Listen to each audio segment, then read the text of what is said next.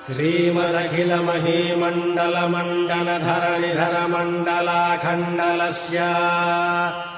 निखिलसुरासुरवन्दितवराहक्षेत्रविभूषणस्य शेषाचलगरुडाचलवृषभाचलनारायणाचलाञ्जनाचलादिशिखरिमालाकुलस्य